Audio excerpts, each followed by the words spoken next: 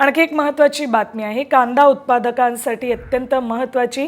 केंद्र सरकारने कांदा निर्यातीवरील किमान निर्यात मूल्यात कपात केली आहे। कांदा निर्यातीवरील किमान $550 निर्यात मूल्यात कपात करण्यात आली आहे।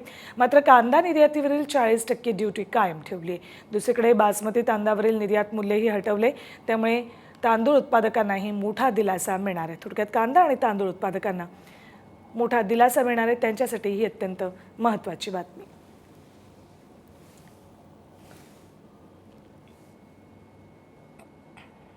केंद्र सरकारने कांद्याचे निर्यात मूल्य जे होते $550 ते तुर्तास आता रद्द केलेले आहे।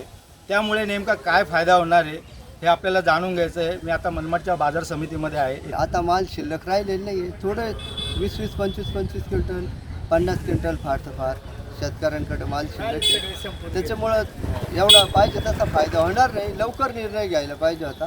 आणि कांद्यामुळं काय कोणी नाही खाल्लं तर काही फरक पडत नाही, परंतु सरकार फार कांद्याबद्दल फार सिरियसली घेतात आणि निर्यात शुल्क वाढवतात, निर्यात बंद करतात। हे चुकीचं धोरण आहे सरकारचं। ठीक आहे, आता त्यांनी कमी केलं आहे तर त्यामुळे थोडाफार फायदा होईल।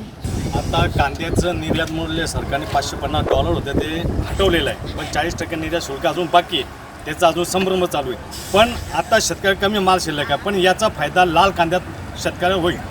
त्याच्यामुळे कसं हे जे सरकारने जे डिसिजन घेतलं ते शेतकऱ्याच्या फायद्याचं आहे, व्यापाऱ्यांचे फायदे, शेतकरी फायदा आहे। आता सरकारनं हे घेतला निर्णय हा योग्य वाटतो आम्हाला, पण हा निर्णय असा कायम स्वरूपीचा राहिला पाहिजे।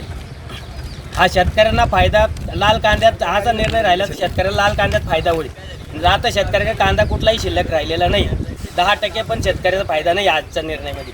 अजय सोनवणे, साम TV।